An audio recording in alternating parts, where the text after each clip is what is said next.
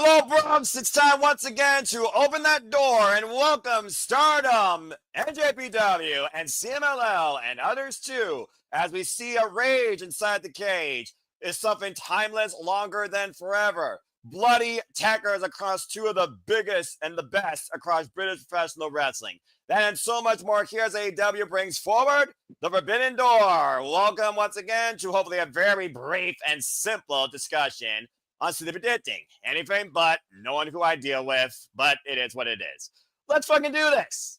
Hello, everybody. Welcome back once again to another simple edition, hopefully with this panel I got here today, of Simply Predicting. You know what this is. I am the simple man of the simple brand, the voice of the SRS, forever grateful for all things professional wrestling. Damn it. My name is Noah Foster. Thank you all for tuning in. Please subscribe, comment, tell a friend when you watch live or on demand. And if you want to dictate the conversation, PayPal the passions, link in the descriptions down below, or super chat. It's truly as simple as that. And of course, your opinions matter too. Stay on topic if you can, but your predictions, maybe your afterthoughts, be known in the comment sections as well. Be certainly acknowledging them. And of course, you still have time to get your predictions in. It's all over my social media. It's all over YouTube. I'll even put it in the chat at a point here, as I'll be reading off some of y'all's predictions as well. And shout out to all of you across the galaxy. Here's the top 30 of you that truly is all elite, as King Kieta holds it down, followed by Greg, Kyle, and Ian. While, of course, the All Elite team, it's spearheaded by me because I am All Elite for life, damn it, apparently. But Matthew and Aaron, not too far behind. Neither is Dwayne. So keep the fun going and keep on to the predicting. All right, before we get into the shebang, let's go around the horn and see how everyone's doing and everyone's feeling about this pay-per-view. Name context aside, it should be a very fun professional wrestling event, too. Emmanuel, one half of the Dominguez, it seems to be on a streak as of late. Went from NXT to AEW. Good grief. Next stop, WWE. We'll see. Anyway, Emmanuel, good to see you. I want to give first a shout out to Arlene Dominguez. Happy birthday to her, and happy birthday to the Mega Wrestling JJ Williams. Stay tuned, folks. I will be moderating the Saturday shenanigans tonight. God help me, for the start before he comes in. Emmanuel, how do you feel about Forbidden Door, and how are you this fine Saturday? I mean, doing good. I mean, like, Ariane's already like awake and ready to go to celebrate her birthday. I mean, like, Forbidden Door is going to be a great pay-per-view. I'm not sure what counter programming WWE has with NXT, because I think Forbidden Door outshines for Heat Wave by a long shot, but that's a different story. Different context and a different opinion, and I respect it. Continue. So it's going to be an interesting pay-per-view. It will deliver, and it's going to be probably one of the top pay-per-views at AEW this year, but only time will tell if the right outcomes come along. Fair enough. I respect that take as I look at all things wrestling, but 9.5 out of 10 times, AEW pay-per-views, to your point, do not miss. And happy birthday, if that's the case, to a great friend, supporter across the Prediction Leagues and Subaba Studios, Daniel, hope that you had a wonderful birthday, and if it's still going, may it keep on giving everything that you deserve and then some, man. Appreciate you. That being said, the newest friend of the Simply Predicting community and now be more of an on-screen personality here across Subaba Studios. Good to have Charles Schultz back here once again. I'm not going to talk about the word that starts with M in a video game. Charles, good to see you. How you feel about Forbidden Door, my friend? Good thing you was, because I will yell at you right now if you did. Don't push me. I feel good, though. Let's have some fun. I mean, already, is it not already a good time? Is it already not an entertaining time? Every time I'm Simply Predicting where people cause me to rant or have fun, or I educate people beyond wrestlers on the domestic front. But yeah, I think this is going to be very fun. You all know how I feel. I love AEW pay-per-views. They always are a showcase of the year for me. So I'm looking very forward to covering this with Walter Cruz. Shout out to the Rage of Wrestling. And speaking of, say his name and he appears, because we all appreciate the reliable one. Acknowledge him, if you will. The Rage of Wrestling, right on time. Walter Cruz has arrived. Even if he's Avatar, man, that's perfectly fine. Walter, wow, man, impeccable timing. Good to see you and hear you. How you feel about Forbidden Door, man, and how you been? Hey, Walter. Hey, Charles. I'm excited. I'm ready to walk through this door. And bust it open off its hinges, right? Exactly. Fair enough. And again, if you haven't already, I encourage you to subscribe to all the outlets here that are, of course, broadcasting our watch along as well as the Addicting. Don't be a dickhead. Subscribe to our Canadian friend at Shadow Bat Dash. That's, of course, Ash. Subscribe to her at Bad for Wrestling. And, of course, you saw his avatar. Timmy Rebels will also tell you, subscribe to the Rage of Wrestling. Get it? Got it? Bueno. And again, me and Walter will be covering both Forbidden Door and NXT Heatwave tomorrow. It's going to be an all-day Sunday starting 1 p.m. stand time for me. All right. Well, with that being said, without further ado, Syndicate Predicting community, panelists, wrestling fans, casual, hardcore, AEW enthusiasts, sports entertainment enthusiasts, the newcomers, and the continue on goers too.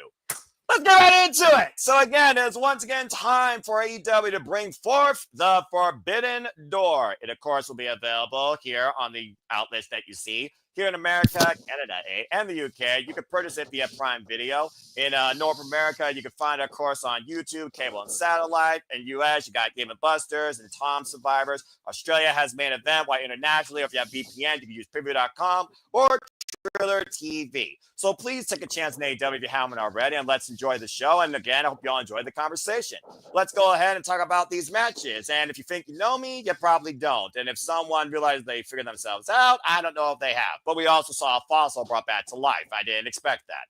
Let's go ahead and start things off talking about this grudge tag match with the matriarchies, Kip Sabian, and the re-engaged Kill Switch with Mama Wayne in the corner since Nick Wayne has a broken foot.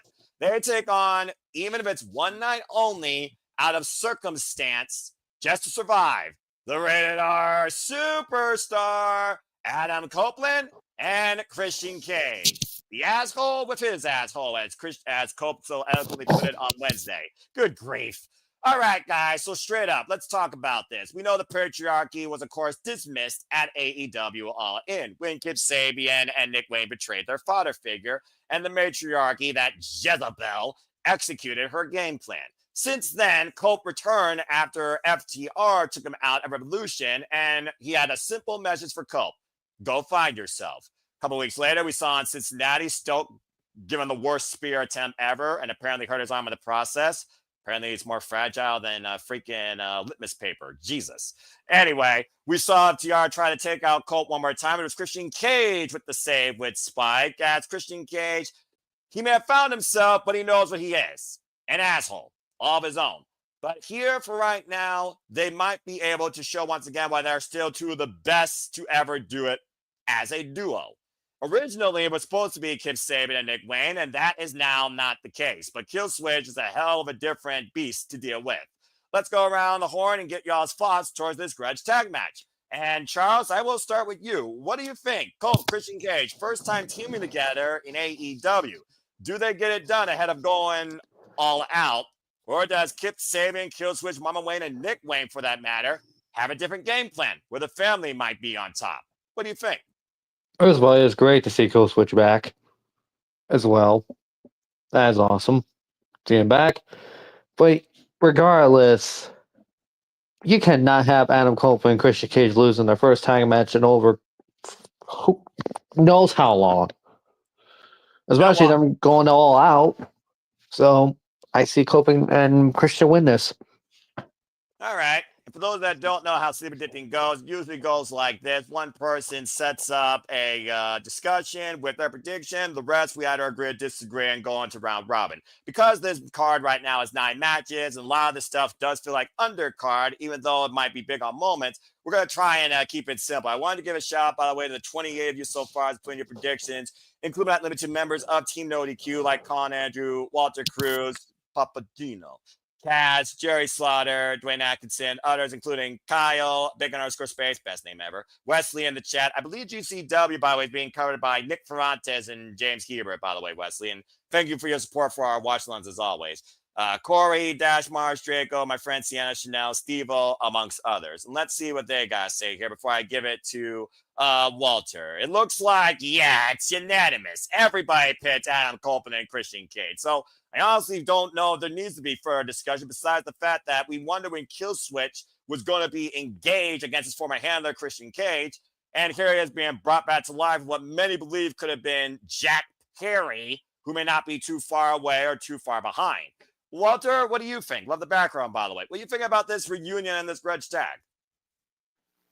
I'm glad. We all saw the reunion coming before it happened. It's just a slow process to get there. But I'm with Charles. There's no way you have these two reunite just to lose their first matchup together in decades. So, Right? in years, not decades. It hasn't been that long. But That's what I said. yeah, Decades. but yeah, no way they lose. And Kill Switch, you can protect him by just don't let him take the fall, even though he just returned. So that's how you bypass that. Well, considering how Kip Sabian sold his spear at All In, I think you're further on point than you think. Manuel, anything further you want to add regarding this match? Do you think Nick Wayne and maybe Jack Perry get involved here, or is it just going to be a straight up 2-on-2 and Mono Wayne's just going to be pissed? I think it's going to be just straight until the end. And once they get the victory, that's when they come out, probably. But the only way I see them winning is if Christian was like still part of them somehow. But it doesn't seem Tony Khan is that dumb or that idiotic to write that script of that type of booking. So Edge and Christian or Adam Copeland, the Ray R Superstar, whatever you want to call them, they're gonna Name context. yes, they're gonna win this for sure. All right, fair enough. And I just wonder now, is it going to be a one-up? Could this lead to maybe them hurting another tag team? One last run with tag team gold. Are we leaning towards FTR following this? Because that was the other domino. It's almost like the enemy of my enemy is my ally for now.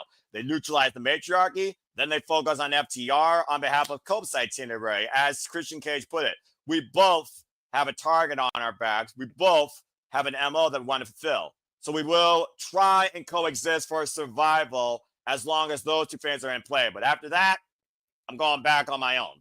That's what Christian Cage sounds like anyway, but we'll see. All right, well, let's go ahead and move on from there into championship matches, shall we? And we will start off with this. And good God almighty, can this portfolio get any fatter? Jesus. It is Mercedes Moné defending the TBS Championship in a fatal four-way interpromotional match against CMLL's Persephone, Bozilla of Stardom, and Alex Windsor of AEW. And yes, Alex Windsor was the only one to qualify via a four-way qualifier match. The other two were simply named. For those that are wondering, Mercedes Moné is not simply 9 belts Moné. Yes, she just won another championship last night from a promotion in Switzerland, beating Emerson J. She has the other belts that are more of a symbol. She has the Owen belt. She has Mina Shirakawa's other belt. She currently holds 5 different championships. The Rev Pro Undisputed British Women's Championship, the EWA Women's Champion, the CMLL World Women's Championship, and she just won the DW Women's Championship last night. And of course, it's about the AEW TBS Championship. She's currently held this title now for 454 days. She is just a little bit over 50 days away from beating Jade Cargill's run. To put this in context for you, I am going to actually educate you, unlike them, on who the other ones are. Persephone comes from CMLL, and she actually beat Emerson J recently at Rev Pro. You've seen her more recently actually work with Thunder Rosa in Ring of Honor. She has 9 years of experience, and she's known as the Black Widow. We also saw her team up with Alex Windsor from our Pro Wrestling Eve faithful earlier this year. Bozilla was actually born into the business. Her father is an accomplished wrestler in Germany. Bozilla hails from Deutschland. She has 3 years in her wrestling career, formerly involved in Marigold as a tag team champion. Mia Walter, of course, covered that show. And she just came off the 5-star Grand Prix with an incredible score of 10 points before losing out to Suzu Suzuki on her way to the finals. Part of Mi Vida Loca, the faction that lives the crazy life in Stardom. And that's all you need to know about the two that you don't know, because we all know Mrs. Bruff, Alex Windsor, is a former accomplished Rev Pro Undisputed Women's Heavyweight Champion. Held that for 769 days, previous Eve champion, 16 years of experience. And she qualified, of course, in this match via a fatal four-way. Now, I know the result seems pretty much dry as day, so let's just go ahead, say it right now. At this point, you guys can try and have fun who you think the fall person's going to be. Bozilla, the biggest threat on the screen. Clearly. Persephone, very familiar. CMLL, Ring of Honor, maybe on her way to AEW. Mrs. Bruff just came here, and this is the first time she's tangling with the CEO after losing to Athena. And it seems like both Athena and Moné have a certain itinerary for AEW, just saying. recently for the Ring of Honor Women's World Championship. Let's go around the horn and see what you think. Now, Walter, I'm just going to put this out here. Shout out to my friend King. You're all about the mamacitas. You are all about those Latinas that are crazy.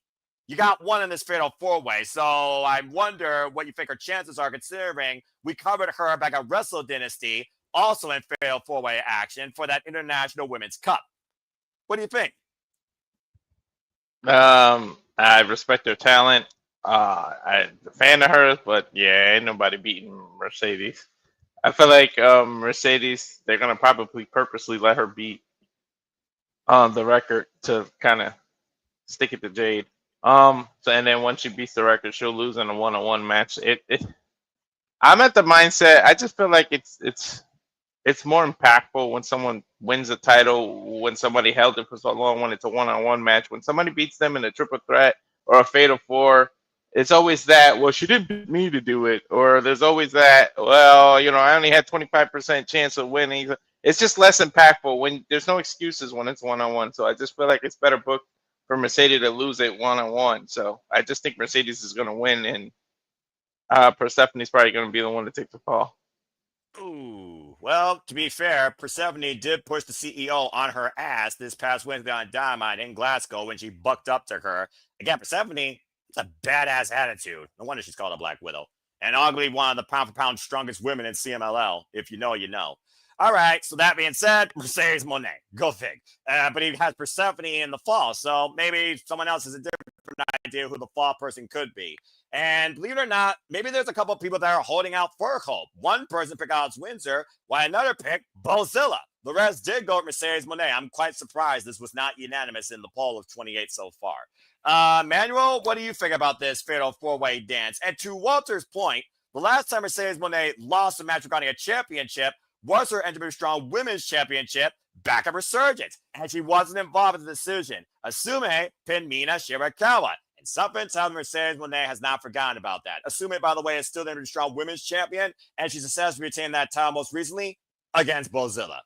What do you think about this match, Manuel?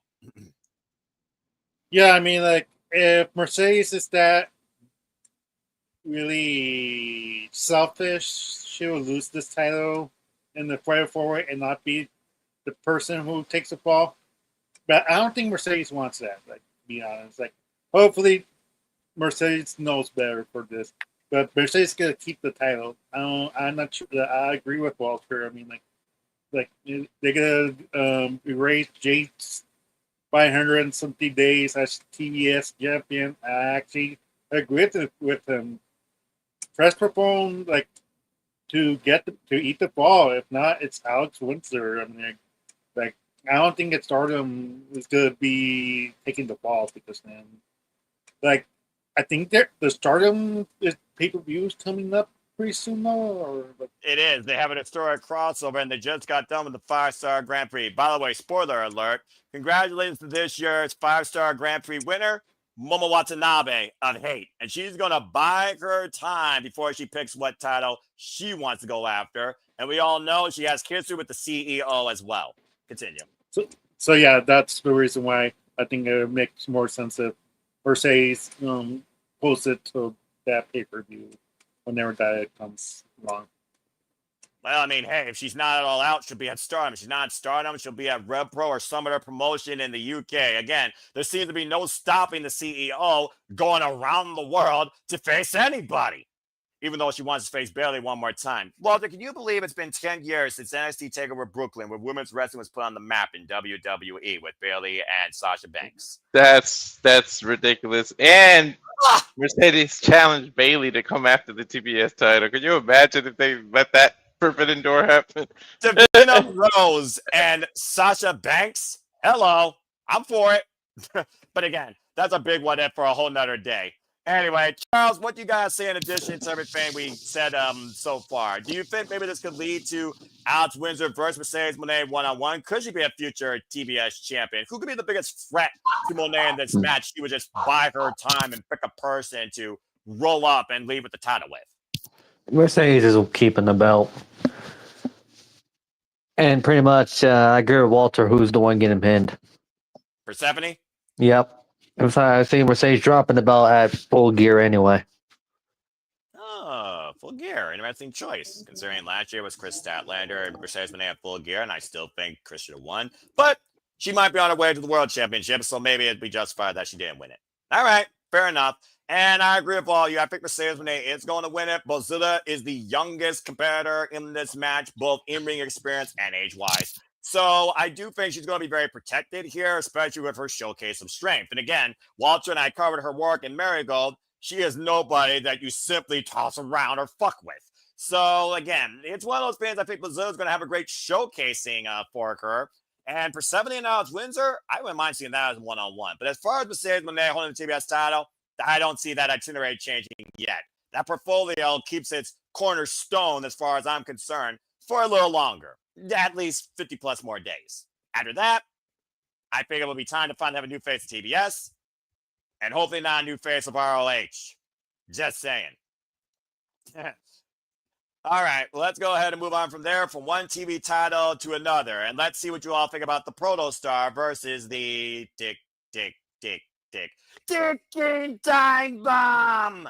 Hiromu Takahashi had stepped through and stepped forward to Kyle Fletcher this time for the TNT title. Even though it's not really a cruise junior heavyweight championship or an openweight championship, Hiromu is, of course, a record-time, 5-time IWGP Junior Heavyweight Champion, 4-time Best Super Juniors winner, previous challenger to the Neverweight Championship, and is a former CMLL World Lightweight Champion, 3-time DT Ironman Champion. Kyle Fletcher looking to continue to create his legacy at the expense of the strongest, best pound-for-pound wrestlers across the world. We've already seen him with incredible wins against the likes of Tomohiro Ishii, after sending Dustin Rhodes onto injury reserve with double knee replacement surgery. First time ever one-on-one matchup here. The intensity that these two men are going to bring is going to be quicker than the time limit of the match, quite particularly. But like the other title, again, it's going to be a chance to see what Kyle Fletcher is made of and a little bit of NJPW showcase. You want to talk about fun? Hiromu is all about more and more fun. And that's what this is going to be, regardless. I will also say this. For what it's worth, Don Callis has not been involved in his family's matches, not even being so much in their corner. It's really been good seeing the likes of Hechicero, Kyle Fletcher, Konosuke Takeshita shine on their own.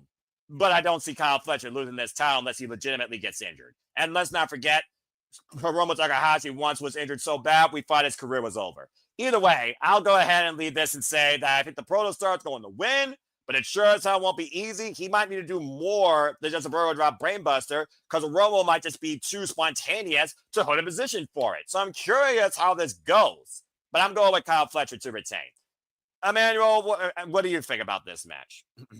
Yeah, I mean, like, you hit it right, the nail on the coffin, Noah.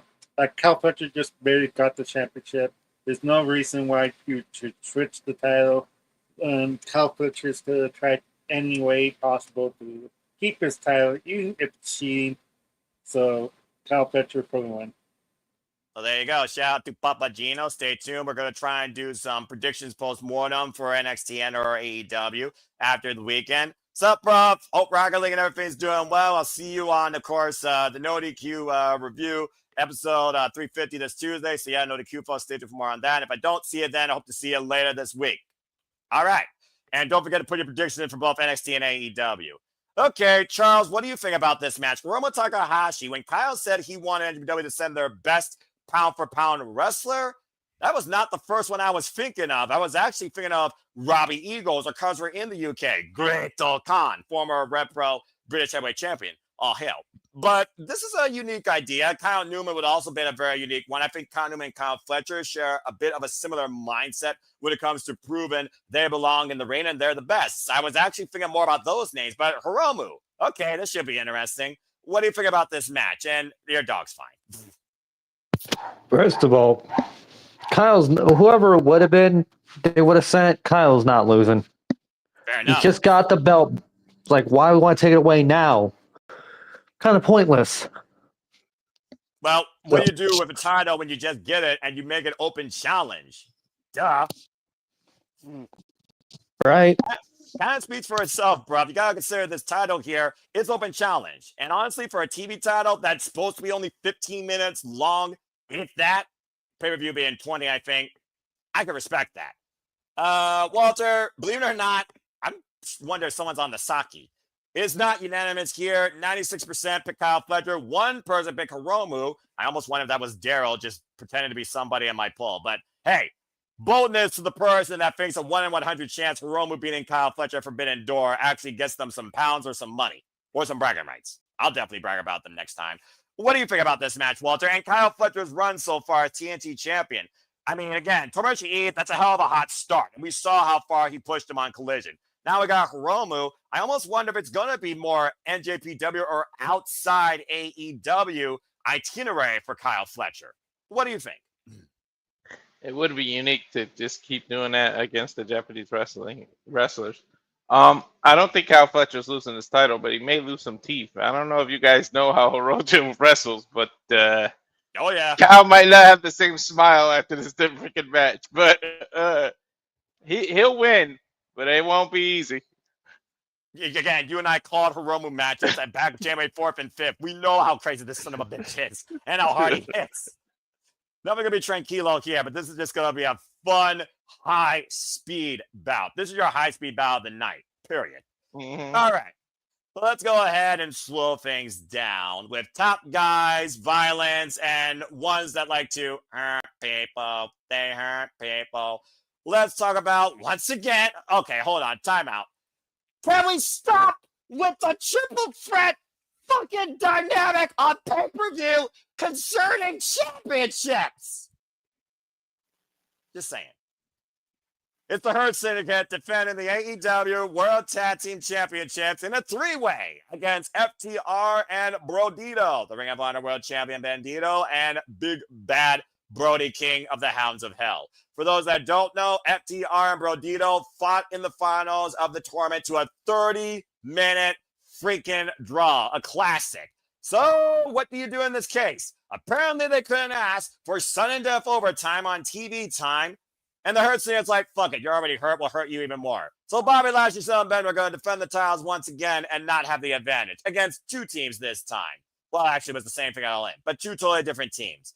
The bad blood with FTR and the Hurt Syndicate really stemmed off what happened back at All In, as well as saying that they should be the ones right now holding the AEW Tag Team Championships. Why Brodido, your wild card, is the newest tag team on the scene built out of that AEW Tag Team Tournament. Now, this is interesting because I'll be honest, if FTR were not going to be part of this match, I almost would think Brodido would be the new AEW Tag Team Champions because the Hurt Syndicate have held these titles for quite a period of time. And honestly, they've been unmatched when it comes to dominance, athleticism, excellence, and communication. But we've also seen before how wild cards, newest tag teams on the scene, can surprise you when it matters the most. We've also seen sometimes that wild card team win out of traditional circumstance. And this is non-traditional. It is a triple threat, meaning anything goes. Only way this match ends via pinfall submission inside the ring, that team is the tag team champions. FTR looking to be what the Young Bucks were, the next and latest three-time AEW tag team champs, while Brodido, Brody King's been looking for gold ever since the House of Black pretty much no longer has been a thing, and this could be his first chance to be a tag team champion in AEW. It's actually a very unique dynamic here in the poll, so let's go ahead and see what you all think. And Walter, I'll start with you. What do you think about the Hurt Syndicate's chances to leave with the tag team championships? If a title's going to change hands, this match might be the best chance. Yep. It's the opposite with the Hurt Syndicate. The only way they probably lose their tag titles in a multi-person match because they won't be involved in the decision. I honestly think that might be the only way to beat them because when they say they hurt people, they ain't playing. Like they literally, they might be lapping the tag division. They ran through it so bad. They might be making their way around it. I'm still gonna think that they retain, but it would not surprise me if they lose by not being involved because I feel like that's why they keep booking multi-man matches with them involved. It's more believable that they lose a title that way with who and how the Hurt business conducts their business. So it might make more sense to have them lose in a multi-man match. But for now, I'll say that they keep it.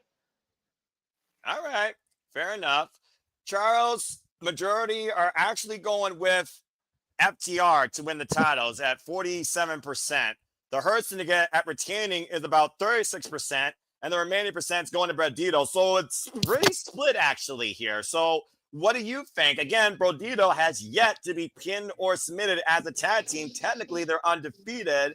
They got the first draw against FTR. Maybe FTR uses that to finally pin them to Walter's point to get the titles. Maybe Hurt Syndicate are not even involved in the decision. Yeah, that's where I disagree with Walter completely. Sorry, Walter. That's okay. I just started second guessing myself because I think FTR will win it so that Edge and Christian can be FTR for it. Thank you, Walter. You read my mind there because that's what I'm going with. It's like, come on, you got your all-out main event right there. The FTR tag champ versus Cope and Christian. Come on, it speaks for itself. You're not wrong. Yeah, I think I'm changing my answer. No, I got.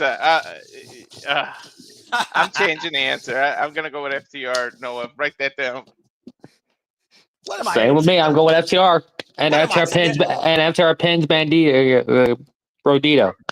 What am I? Friggin' Sienna Chanel talking about Eddie Kingston who told her to write that down at a press conference. You don't know how I operate. You fill out the form and you change your picks if you need to. By the way, predictions for AEW and AEW Forbidden Door are final 12:30 p.m. Eastern Standard Time tomorrow, not a minute later. So you make sure you guys get your minds on point and that form on track. All right, so far we actually got 2 for FTR. I think the reason we got Cope and Christian is good, but I don't think you need to press them to the tag titles this soon. You could still have the FTR program with Cope and Christian Cage. Let it cook. Yeah, I wonder who said that before. May I remind you how many times FTR have completed things in trilogies against the teams of the Briscoes and DIY that were memorable, involving titles, and not necessarily right out of the gate. I don't think you need to necessarily have Christian Cage and Adam Copeland win the titles immediately. But I do think you're on point about FTR and Christian Cage and Copeland getting revenge against them or having their first score to settle at All Out, which is why I think the Hurt Syndicate is going to retain for now. I don't think the Hurt Syndicate are going to lose. The only way the Hurt Syndicate loses is that Bobby Lashley goes after his personal vendetta against somebody we're going to talk about later. And whether or not MJF has sour grapes towards MVP and them, saying at the end of the day, it's nothing personal, it's just business. The jury is out. Plus, you got MVP in the Hurt Syndicate's corner, so they always have a game plan. I say the Hurt Syndicate retains. Emmanuel, what do you think about this match? So we got 2 FTRs, 1 Hurt Syndicate. Where do you stand in this? I have to agree with the panel. FTR. I mean, like I agreed, Noah, but I think MJF and his new crew might interfere this match because they kicked him out. He has sour grapes, and this is I'll explain why MJF is not gonna win the world title there on that night. But it's gonna be a program between the Hurt Syndicate versus the MJF group. I don't know what they called yet, but you'll help me out with that. But Gabe Agony and Ricochet, although I do understand what you're saying, but them as a group, that's a stretch. That was a one-time deal in my opinion, but continue. But I believe there's going to be a 3-on-3 match. That's the next pay-per-view is going to have them going to happen. So, and FTR is going to take the advantage because Brodido doesn't need to take the pin. That way, FTR versus Brodido in the next pay-per-view. So First Syndicate takes the pin in this match. Okay, that's fair. Well, I like the fact we could justify that all 3 teams are deserving of winning the titles, and there's still a direction for them. Because to your point, Brodido, FTR, neither teams beat the other. We could have an Iron Man tag team match or a 2-hour free falls out of them, and FTR once had one of the best 2-hour free falls match collision in history against the Bang Bang Gang. To Walter's point about running for the entire tag team division, outside the Bang Bang Gang, I can't think of another tag team right now that Hurt Syndicate hasn't beaten or hurt, to y'all's point. So I do understand where you're coming from, but between MJF, Bobby Lashley, Bad Blood since day one, FTR, heels, looking to become tag champions once again, to do what the Young Bucks did, 3-time tag champions. The vendetta against Adam Copeland, Christian Cage, Adam Copeland, a tag team for now. Both FTR and the Matriarchy trying to take both of them out. I can understand everyone's points here, and I think they're justified. But something to me right now feels like the Hurt Syndicate are not ready to close up shop in tag team title business yet. I think they retain a little longer. Okay, well, let's go ahead and move on from there into more championship match matters. Charles, Go on. let's go ahead and talk about Kazuchika Okada versus Swerve Strickland for the AEW Unified Championship. Of course, Kazuchika Okada made history beating Kenny Omega, unifying the AEW International and the AEW Continental Championships into one, this unified title. However, it is still under Continental rules. No stands at ringside. If they come to the ring, they are fired. Swerve Strickland, of course, is one-on-one right now with Okada after Okada blames him for hurting his friends and removing them from the EVP positions. As Swerve admitted he did that and called Okada out on what he's going to do about it. Bitch. The other caveat here, though, is apparently Swerve Strickland is not coming in there at 100%. He apparently is dealing with a bad knee injury. And for those that watch WWE like I have, when it took on Tetsuya Naito or Hiroshi Tanahashi, Kazuchika Okada, especially this Okada, is no stranger to exploiting an injury to his advantage. Hello, Kenny Omega, diverticulitis in the core. But Charles, what do you think about this match in Kazuchika Okada's first defense of the AEW Unified Championship, going one-on-one for the first time against Swerve Strickland? First of all, Swerve being injured, that knee injury since 2019. Oh, it's coming out to like, are you? Oh, first of all, Swerve's a madman. If that's the case. Been wrestling that long, which is probably why I expect Swerve to be gone after this match. Written off television, Okada breaks the. Yeah, it's pretty much. And Okada retains because Okada just won this damn thing. You fight it back at all, and you want him to lose it to a guy that's gonna might as well need to be gone to fully, get the surgery and everything. Yeah, I'm about to say. Again, what do I say all the time, Walter? The worst thing about this business when it comes to professional wrestlers themselves, considering how hard they fight for what they love and where they are, and others try to follow that example. Cody Rhodes. Anyway, sorry. He started. Damn point back in the Hell in a Cell. He started. Anyway, I do get what you're saying, Charles. All right. So we got one Okada retaining, and apparently Swerve's going to be written off for the time being. It just a matter of how much he destroys that leg. I don't think there's going to be no disagreement, but let's see what might be next for Kazuchika Okada. And what the hell? How is this not unanimous? 75% went with Okada, while 25% went with Swerve Strickland. Okay, so are they tired? Coffee. What? Oh, sorry, are they high or something? I don't know. Walter, have you been making deals that we don't know about outside Civilabo Studios? What's going on here, bro? No, I don't know what's going on, but Okada's definitely retaining. And yeah, I think he's gonna expose Swerve's knee, and he's gonna be written off for a little while. Yeah, it's just a matter of who goes after Okada next. And look at the Don Callis family. Like, who do you get to oppose the Rainmaker, especially before we go into Continental Classic season, which is literally only a couple months away. I love that tournament. Manuel, anything further you want to add? If Okada neutralizes Swerve Strickland, you think about Swerve has friends. Maybe someone steps up and fights on behalf of Swerve Strickland. If so, do you got an idea maybe who? What do you think about this match? I mean, I could see why the 25% went for Swerve. Thank you. This is the only time I could mention thank you, Seth freaking Rollins, for faking the injury. Okay, that's fair. What's an injury anymore? What's legit injury? What's a work? You're right. Wrestling fans are going to question every injury report going forward unless it's an official statement from the company itself, and even then it's going to be questioned. Continue. Yeah, so that's the only reason I could think why 25% they're going for Swerve. I mean, like, yes, Okada has been champion for I don't know how many days. Even with the unification. The unification aside, it's only been since AEW All In last month. As far as the Continental, he's been champion since last year, March. Yeah, so it's been a while. I can see why more people are leaning towards a title change because it feels like he has run his course. He's ready for the AEW World Champion, to be honest.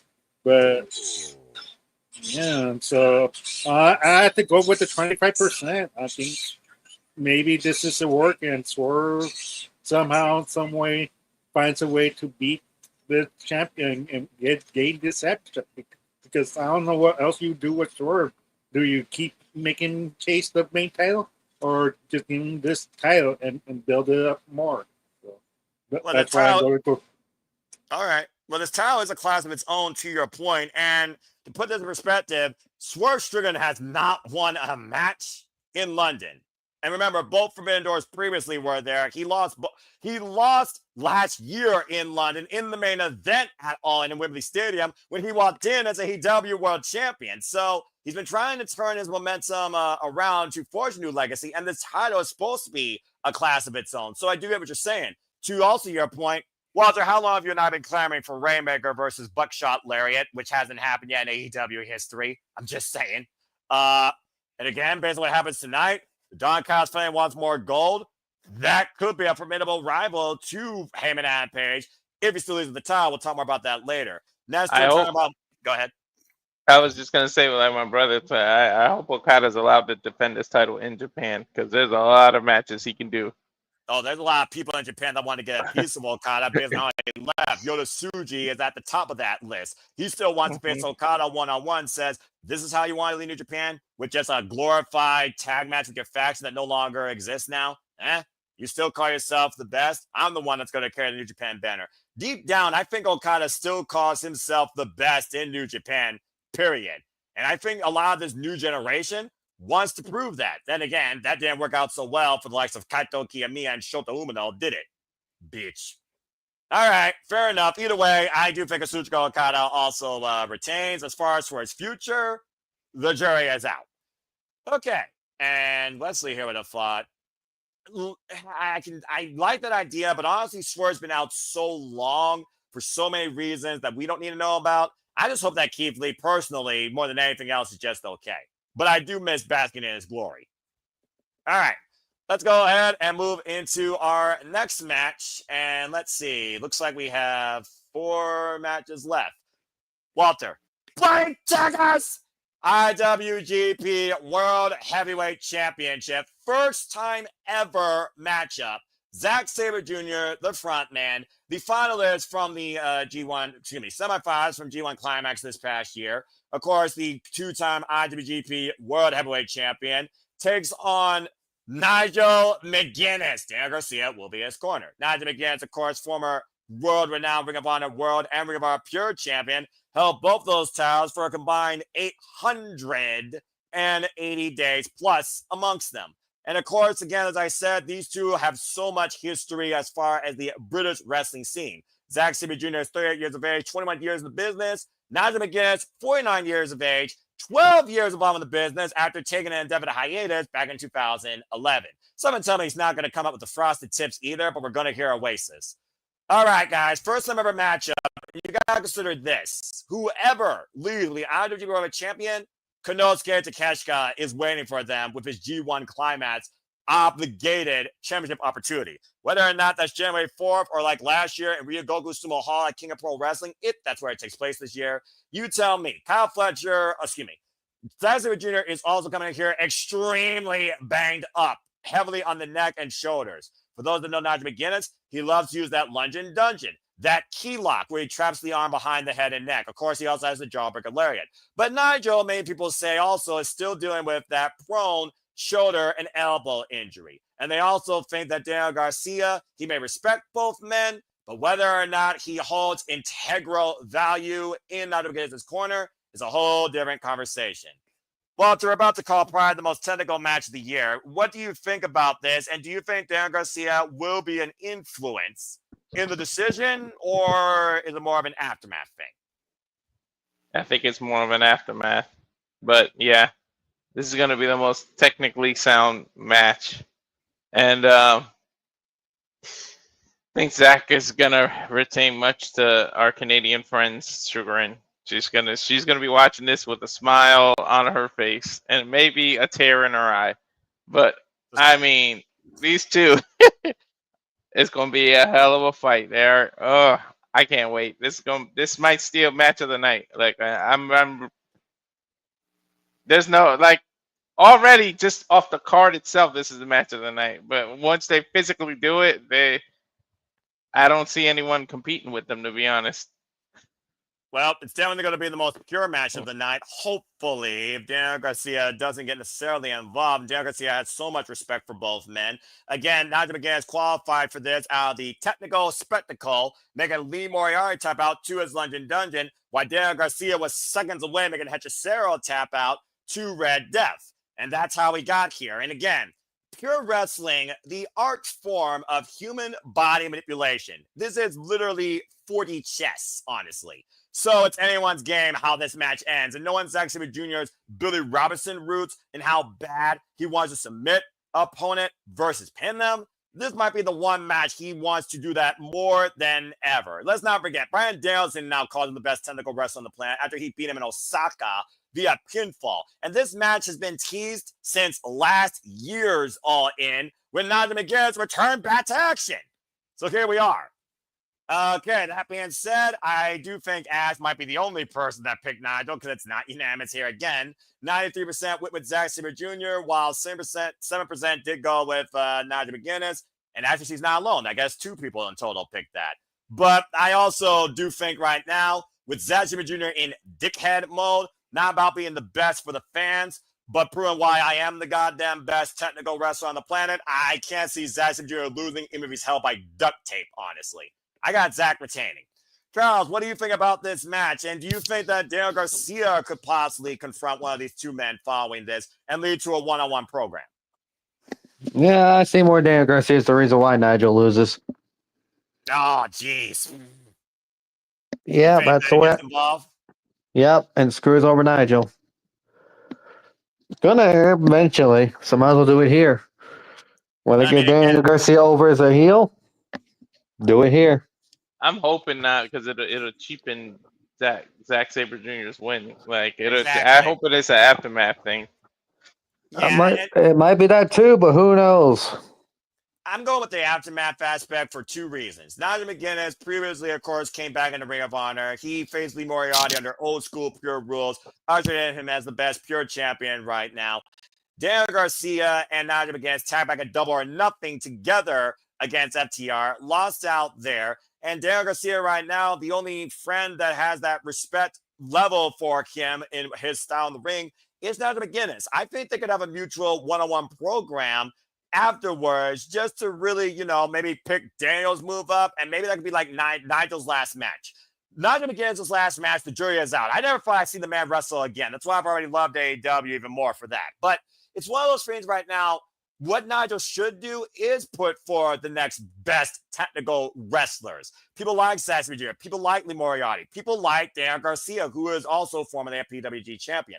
I wouldn't mind seeing it being Daniel Garcia versus Nigel McGuinness as Nigel McGuinness' send-off or swan song. And I think the way you do that is out of pure respect. So I don't think it's going to be a factor during this match, Charles. I don't. I think it is going to be an after effect, but I think it's going to be a slow burn. Because right now, Daniel Garcia doesn't have a direction. Nigel, he's on the verge of retirement, and he's just having the time of his life. And we're getting a technical classic here with 2 of the best out of the UK. That's already enough in itself. You don't need to add anything else to that. You're right there. I try to be. Emmanuel, what do you think about this match? Again, Zack Sabre Jr., if he does retain, he has Konosuke Takeshita breathing down his neck, who beat him during the G1 Climax to get to the finals and win the tournament. So he already knows how to beat the IWGP World Heavyweight Champion.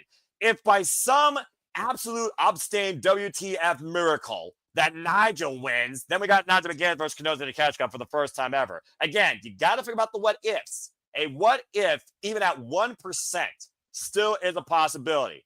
There's a reason why the only thing 100% certain in life is death and taxes.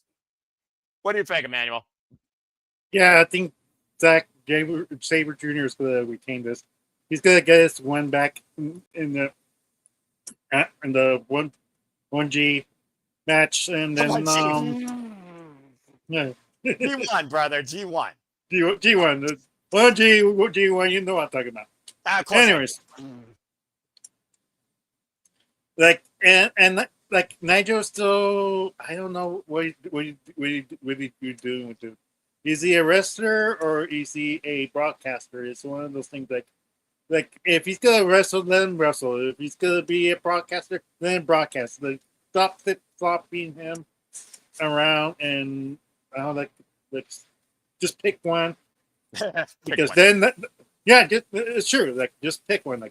Like it's like Jerry the King Lawler back in the day. Like he flip flopped as wrestler and then broadcaster. Like it was kind of confusing. But you wanted him to get beat up because it was the Nazi heel. But this case, like for Nigel, he doesn't really have any heel tendency that I noticed. But it's one of those. Not nowadays. In Ring of Honor, he was a real dickhead. Yeah, but yeah, I'll just So yeah, that's why Zack is delivering changes. Okay, fair enough. And again, Konosuke Takeshita. Imagine Konosuke Takeshita, IWGP World Heavyweight Champion, while Kazuchika Okada is the AEW Unified Champion, and those two go one-on-one. Speaking of which, Konosuke Takeshita will be going one-on-one against Tanahashi tonight on Collision in a Wrestle Dynasty rematch. I cannot fucking wait for that. All right, fair enough. Either way, we all got the front man retaining somehow, some way, but it's going to be turned into a pretzel. All right, good stuff. Let's go ahead and keep moving forward. And I believe Manuel is on point here. So lights, camera, action, spotlight, please. Does Timeless outlast forever? The AEW Women's World Championship on the line. Timeless Toni Storm versus Athena. Of course, Athena earned its opportunity at AEW All-In in the Women's Casino Gauntlet, outlasting a barrage of 12 incredible female athletes in and out the AEW Ring of Honor, and of course, Swerve from Stardom's divisions. While, of course, Timeless Toni Storm has lived and died 4 times over now for this title, and handed Mercedes Moné her first defeat at All-In, showing that, again, she could beat the unbeatable. But Athena has been the forever Minion Overlord, Ring of Honor, Women's World Champion since beating Mercedes Martinez 2 years ago at Ring of Honor Final Battle, beating everybody in and out of AEW, Tokyo Joshi Pro Wrestling, Stardom, Ring of Honor alum, you fucking name it. But Athena now is part of AEW and looks to turn this place to Athena Elite Wrestling. In the tag women's main event on Wednesday Night Dynamite, we of course saw Athena hit the old face on Alex Windsor to get the win for her team, for her Mercedes Moné. However, prior to that, she hit Timeless Toni Storm with a nasty old face, and she felt that in her freaking neck, as well as a tombstone pile driver on the steel ring step. So again, Timeless Toni Storm is going in here 100%, and is truly a London curse, more dangerous than Jack the Ripper when it comes to our timeless AEW Women's World Champion. She has not won in London. Let's not forget, she lost to the Glamour, Mariah May, last year in what was my women's match of the year at AEW All-In Wembley Stadium. In the inaugural All-In Wembley Stadium, she lost that fatal 4-way to her former Outcast running mate Saraya, as well as Hikaru Shida and Tiebreaker DMD. Of course, she came in as challenger at that time, and she wasn't timeless. But again, timeless forever. Which one stands truly beyond the testament of time? And if Athena loses here, is she going back home to Ring of Honor forever? That's what you all got to consider. That being said, Emmanuel, you're on point for this. So bottom line, we talked about how maybe one title has the chance to change hands here in the triple threat. But again, Tony has not won in London yet. Do you have a brand new AEW Women's World Champion? I think I do, Noah. AEW has done a well job building up Athena, and there's been rumors that Athena is going to be more heavily featured in AEW television lately, and this will make more sense if those rumors are true. If Athena's going to have more TV time in AEW, she's going to be AEW Women's Champion. Athena has been in a tear. I don't know what else you would do with her in ROH. There, lose that title eventually and keep her as AEW roster because she's done everything for ROH. It's time for her to move on and go to the AEW roster and see what she could do for you as a main eventer. Because if you don't put her in the main event, I don't know what you do with her anymore. It's like, and also with Tony, like she has done everything as women's champion. I don't know who else you could build up to make her to give the boost the next level up, because Tony Storm has run through everybody in the AEW roster, so I don't know who else could be justified for this title change. So that's why I give it to Athena. All right. Fair enough. Well, let's go ahead to Charles next. And before I give it to Charles, yeah, this one I did not expect to be 100%. There is some subtle following of the main overlord, like Emmanuel, in saying that Athena does win the title. 14% to be exact. While, of course, 86% believe that timeless Tony Storm will retain. Well, Charles, timeless Tony Storm, of course, has been champion since sending the glamour off into Never Ever Land. Of course, back at the Hollywood ending at Revolution, with wins over the likes of Megan Bayne, Mina Shirakawa, and of course, Mercedes Moné during her illustrious fourth-time run.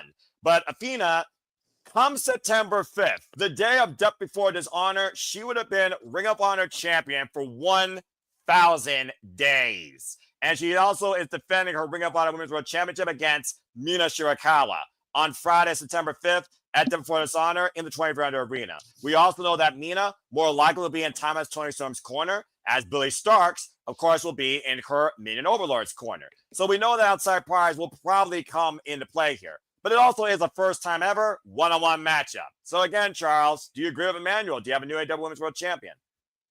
No, I don't. Because no, you brought it up. We're in London. We're going to be in London.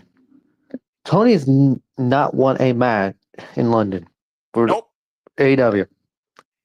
So it's like, she's going to have to win this. And the Timmy is playing me. If Vita being on AEW full time, probably when she loses the Irish Women's title to Mina. Oh, that's a hot take. You're already calling her downfall twice. Why not? Back to back, and then maybe you could build to a rematch, and that's when Athena takes the belt from Tony. All right. Fair enough. Starts here. Makes sense. So I'm going with Tony to retain.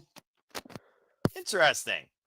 Well, Walter, you got one Athena and you got one Tony. The majority's with Tony Storm. Again, first time we won a matchup. Ironically enough, the first time these two ever were in the ring together was a duo back in her NXT in 2020. Pandemic NXT. With, of course, was Emma Moon and Tony Storm beating Dakota Kai and Raquel Gonzalez, now Rodriguez. But that's a whole different conversation, considering how far both these women have grown.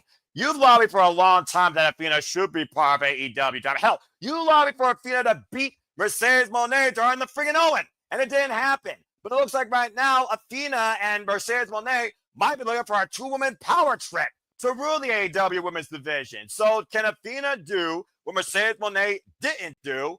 Or is Timeless Tony Storm truly timeless now and forever as the AEW Women's World Champion? What do you think, Walter? Unfortunately, I think the house lights come on. I think the movie's over. I think Tony loses here. I think Athena wins the title. I don't know what that means for the evolution of Tony and that character, which I love, by the way. I love everything she does. Her little innuendos are a little overkill, but they're still funny. About to say, the innuendo thing could really take a friggin' tailspin. Continue. Yeah, but I just think it's time. Athena has proven herself, and I think it's time to let her prove her point. And unfortunately, the house lights have to come on, and the part 2 is over. Will it be a third movie? Who knows? Or will it be a complete character change for Tony? But fortunately, everybody has that one opponent they can't beat, or that one town they just seem to win. Maybe London is Tony Storm's Achilles heel. Fair enough. Well, I understand what you all are saying when it comes to London maybe being Thomas Tony Storm's undoing, and the fact she did a Twilight Zone entrance that looked like she was literally falling to the wayside as dust to time, dust in the wind. This might literally be her swan song. But again, the last time she lost in London, she went up two-step Charles through the streets of London, not to be seen until she reverted back into her own performance of a lifetime in a Motley Crue Tony Storm. And I don't think we necessarily need a repeat of that. For what it's worth for Athena, she also is still the Ring of Honor Women's World Champion. I look at people in this business and I think you don't need to be a double world champion for a company. Looking at you, TNA. But it is one of those things right now where I do wonder if Athena loses here, where again, she's using her contract she won back at All In Was it all for naught? And is it a sign of things to come? The way I see it, it's cause and effect. She wins here. She has to lose the Ring of Honor Women's World Championship, I would imagine. Nina, is she the right choice? I don't know. I still hold out for Billy. Again, maybe third time's the charm, because again, Billy and Athena have only faced each other twice.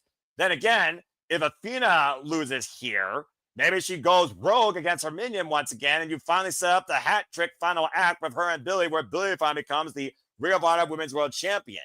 But you also do not have a more polarizing, active, engaging, over-the-top character in AEW than Timeless Toni Storm. She's made a story out of everybody she's been in the ring with before, during, and after. I could imagine what vignette we're going to get in London. Is it Sherlock Holmes? Is it Jack the Ripper? Is it somebody else that I can't think of London lore or legendary legacy? It's not going to be the Beatles or Ringo Starr. That'd be weird. It'd be a transgender thing, man. But anyway, it's just one of those things right now.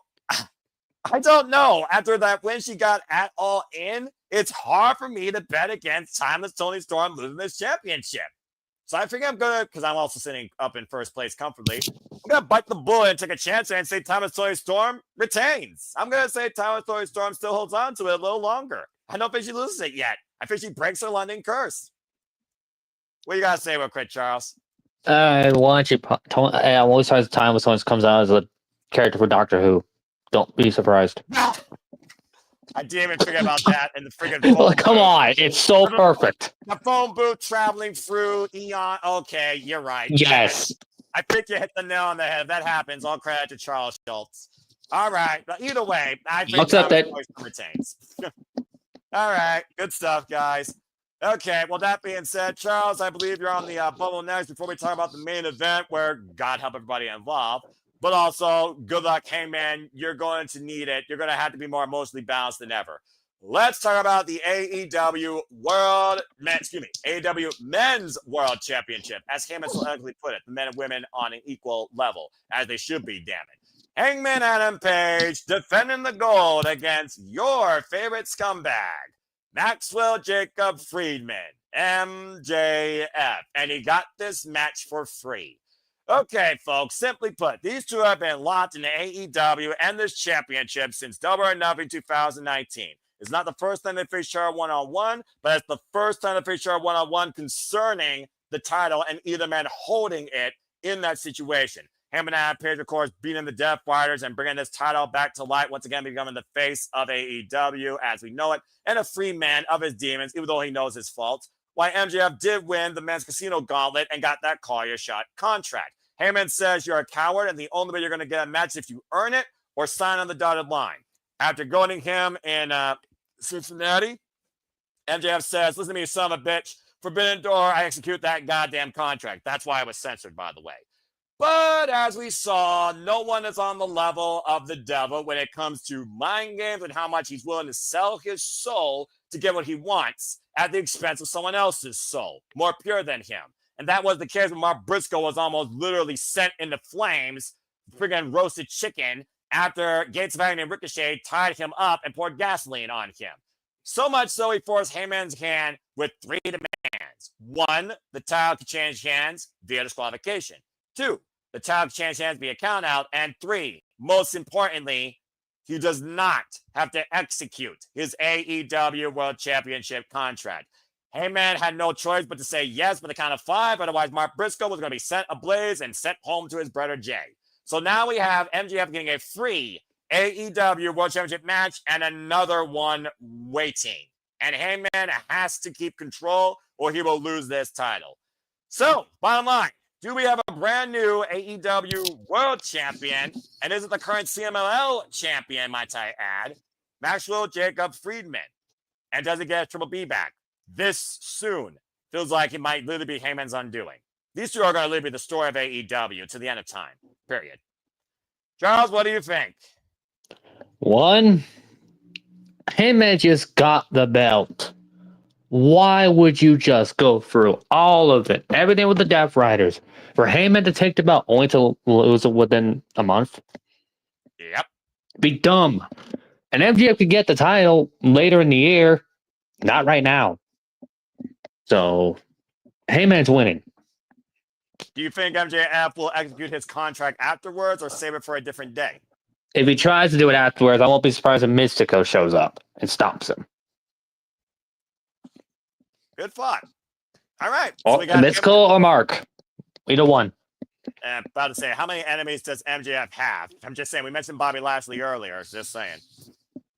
Yep. All right. Well, that being said, Charles set up for Heyman and Page retaining. Emmanuel, what do you think? It feels like MJF just knows how to always be at the forefront of conversation when it comes to the AEW World Championship, whether he has it or not. And now he literally used that diamond ring, which, again, he's won 5 years straight. We know that could possibly come into play. And once again, he's praying away, he believes, the most vulnerable part of Heyman and Page, his feelings and emotion. He has Heyman right where he wants him. And I understand what Charles is saying, but folks, this is professional wrestling. We've seen titles change hands on 0D, if not the following day after a pay-per-view particularly. No company's an exception to that, and no title's the exception of that. Just saying. And MJF is on his own once again. Emmanuel, what do you think, though? You got a brand new AEW World Champion.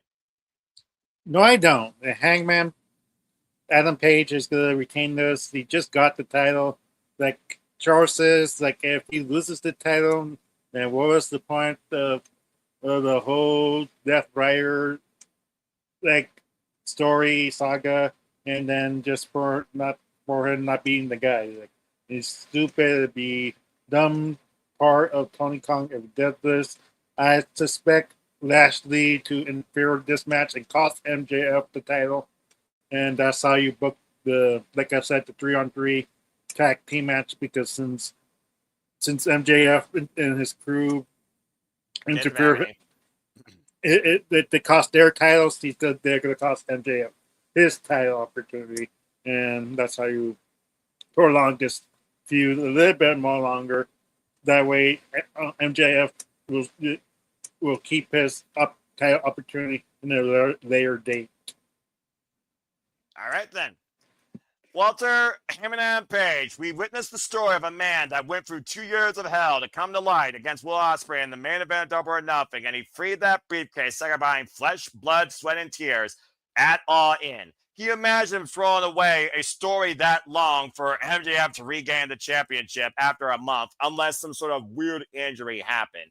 But what do you think about the avenue they took to make this title feel more like MJF has it perfectly in his hands, but we still believe that he's going to lose? What do you think happens here?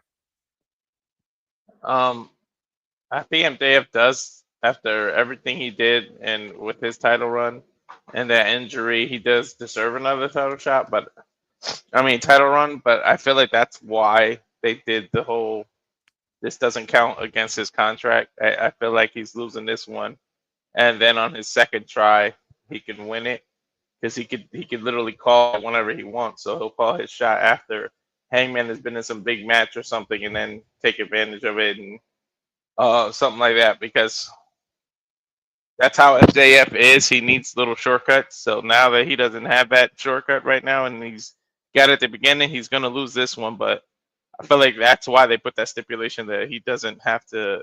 It doesn't count against his contract. It's so that he can lose and then call the shot again. Well, to put it in perspective, Walter, you might be calling for a hat trick. Let's not forget at Revolution, MJF and Heyman and Page went one-on-one. Heyman beat him that night. If Heyman beats him here with the title on the line, that's 2 wins over MJF, which is extremely rare in MJF's career in AEW for any person. You think about what we're heading towards, Full Gear, the show defined by Hangman Adam Page, we're being perfectly honest. Not only could that be Heyman and Page's undoing, to your point, that is where MJF first won the AEW World Championship against Jon Moxley. So you honestly might be setting up MJF's rising there versus in the O2 tomorrow. But I actually agree with all of you. I do think Heyman is going to retain as well. Because, again, MJF, how much are you willing to hurt Heyman Adam Page? That's what he assaulted him in the parking lot and told him what he was going to do. I think this is going to be more of a proverbial emotional wound. I think MJF even knows that maybe Seabiscuit, I don't need to beat you here, but know that I will always haunt you, be better than you, and I will be your undoing too. It's a bigger game, I think. It's an end game, and MJF is holding all the cards right now. It's just a matter of when he shows his hand, and Hangman busts, but I don't think he busts in the O2. I think something gives with these two in the O2, but I don't think it's the World Championship. I got Hangman and Page retaining as well. And to Wesley's point, Hangman also won the title against Kenny Omega at Full Gear. So Full Gear could honestly be MJF's rise, Heyman's undoing, or MJF's burial, and Heyman continually to be the face of AEW. Again, we talked about AEW this year, 2025. They've been doing a lot of things right, especially with pay-per-views and their storylines. So we'll see what the MJF and Heyman and Page campaign goes, and if it does lead to MJF finally becoming two-time AEW World Champion, or he blows his shot altogether once again, though, and see how he rebounds again. Because it seems like no matter what, MJF is always going to be in the talk regarding AEW and the AEW Championship. But yeah, he's retaining. I got him retaining. Looks like overall, as I said before, slight change. 27% now are going with MJF, while 73% are going with Heyman and Page. Cowboy Shiznap versus the Devil Incarnate. And the Mystical thing is a good thought because Mystical and MJF is another match I think waiting to happen. Not only with the whole idea of I'm going to take every mask you have, embarrass luchadors. MJF is a champion now in CMLL. He's the CMLL World Champion. So again, everything right now goes MJF's way either way if he doesn't win the title here. He has stories waiting for him across MLW and CMLL. Yes, Charles. And one, because considering you might as well, I suggested MJF to fail post-match because you might as well have, because if Tony Storm retains, you're going to have one of the contracts fail on this night. Correct. You don't need to have two on the same night.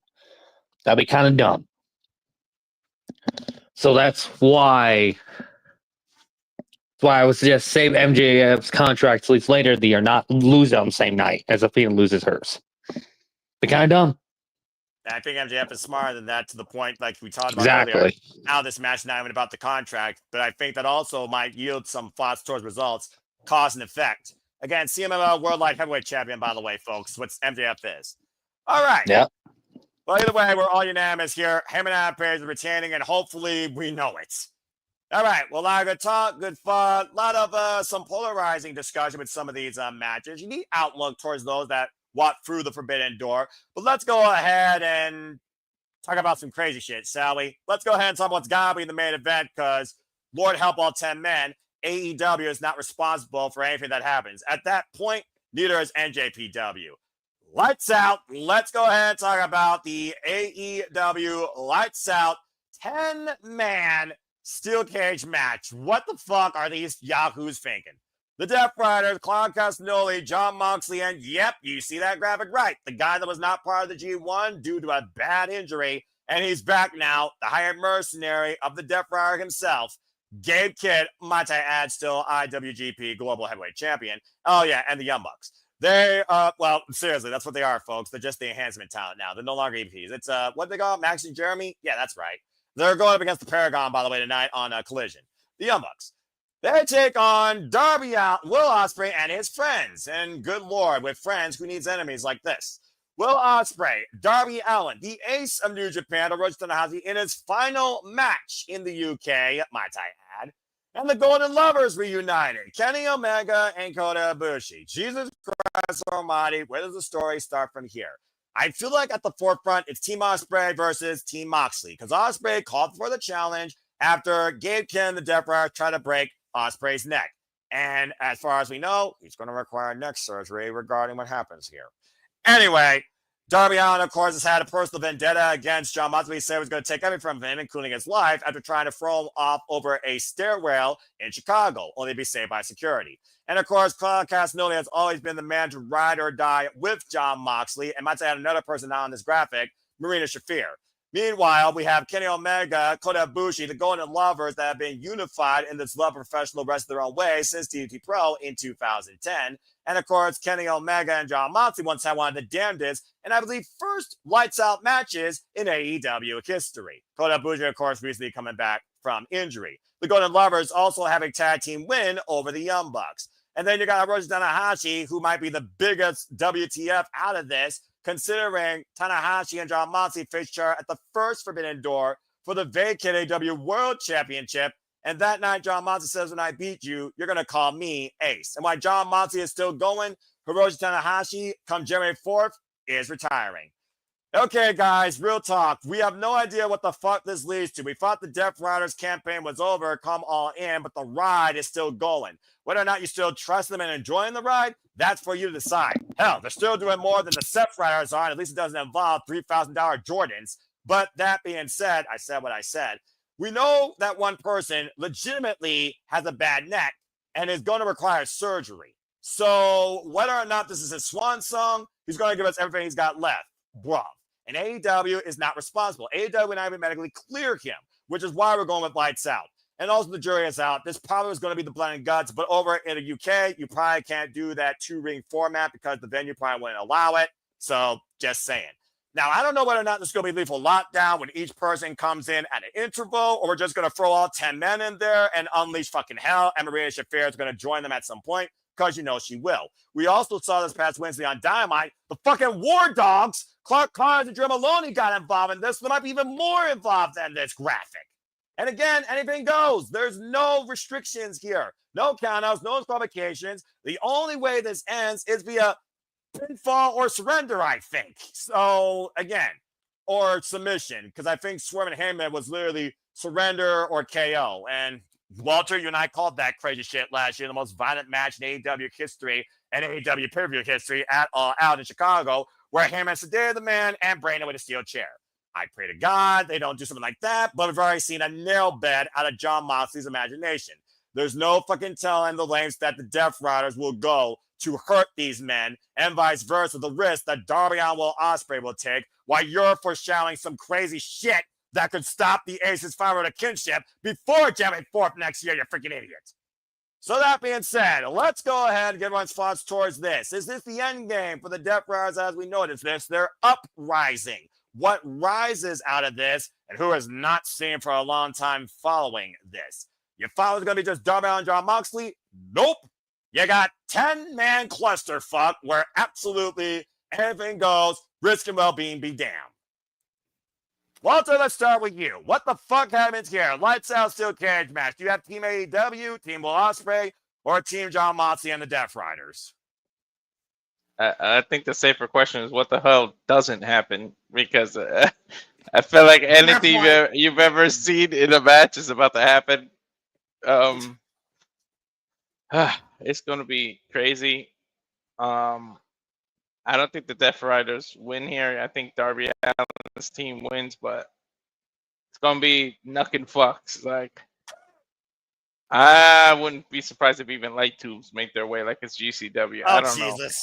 There's going to be some crazy shit in here, and Will Ospreay is going to do something to get written on TV to have that neck surgery.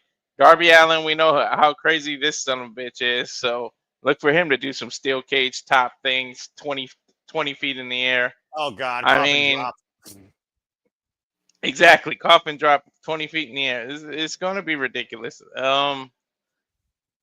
It's going to look like a car crash up on I-95 over there. Like, it's going to be ridiculous.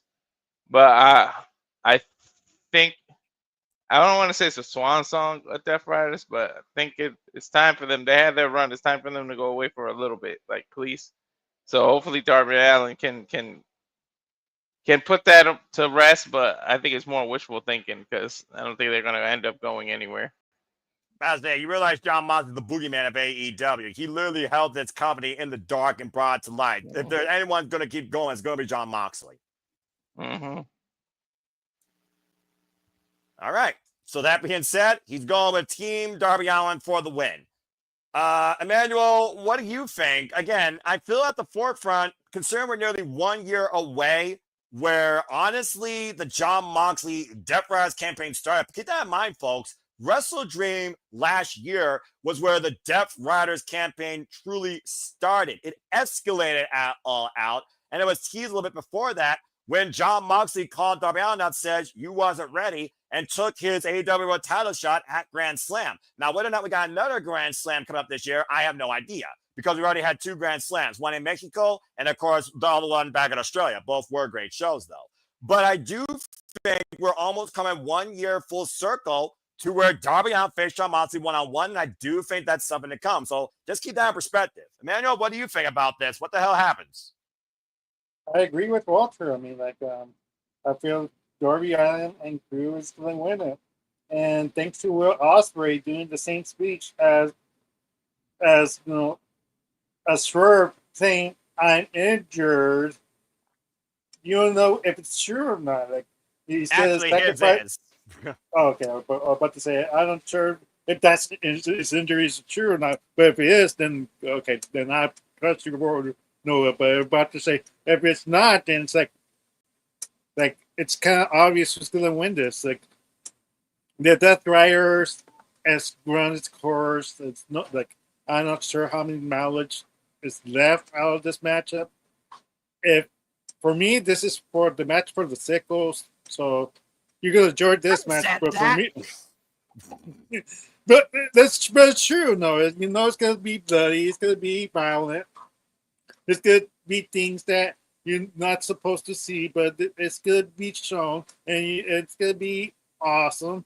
But for me, I'm gonna probably skip this match because I'm not a sickle. Like I just want them to wrestle and be safe because I seen back in the it's true. Like trust me, I seen the ECW back in the day when Paul Heyman did this thing.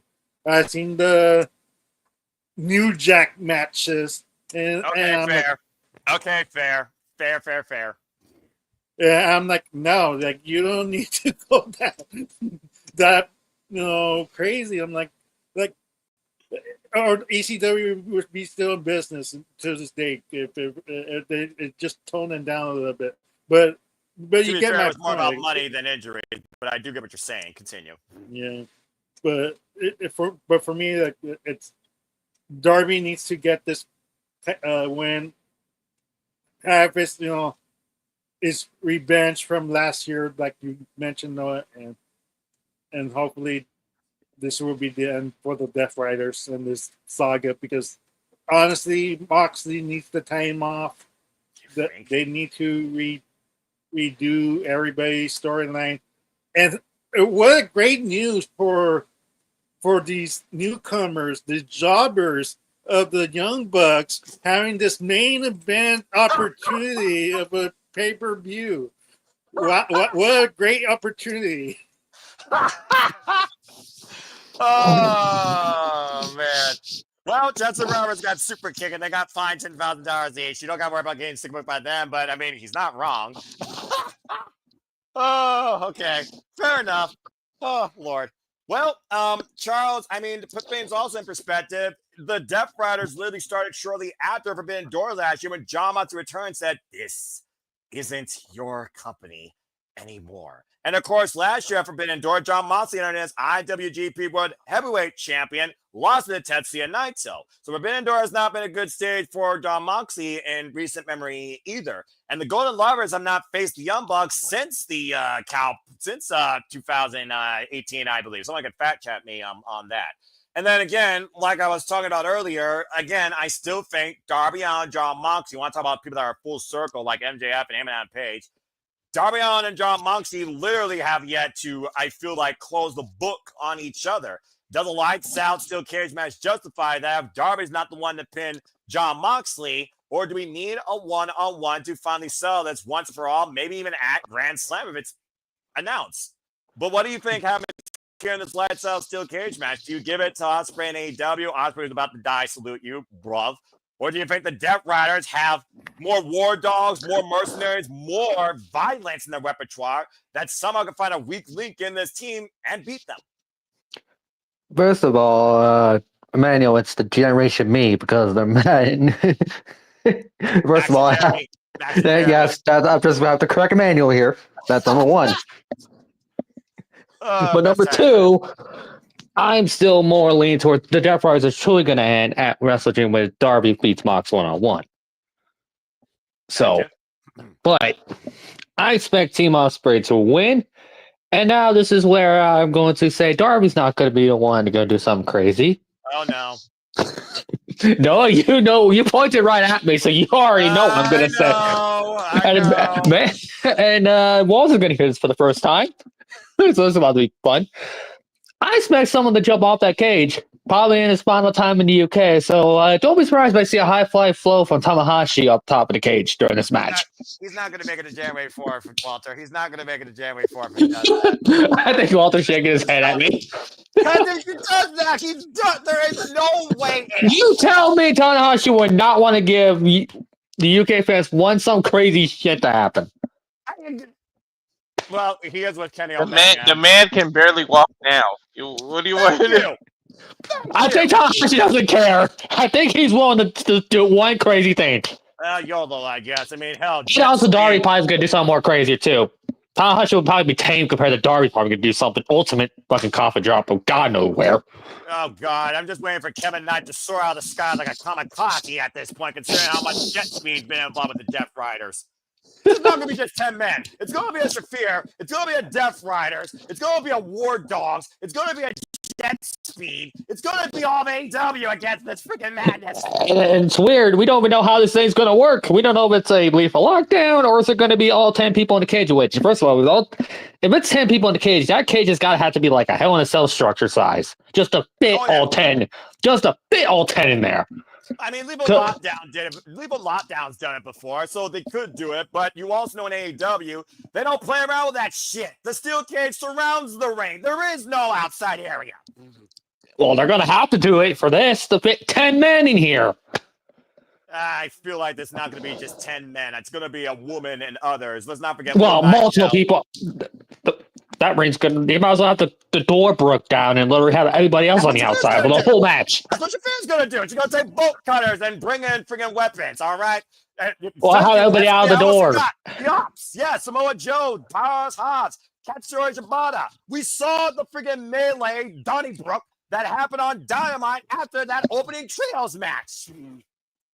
Pretty much. It's going to be 16 people. It's going to be the end game. It's the Infinity War. And it won't be truly the end game when it's Darby and Mox one-on-one wrestling game. That's when the truly end game. Okay, fair enough. That might be the epilogue to the war then. That might be the final true ending of this entire thing. You can only hope. Manuel, you got a slot. Go. Good Lord. Go on.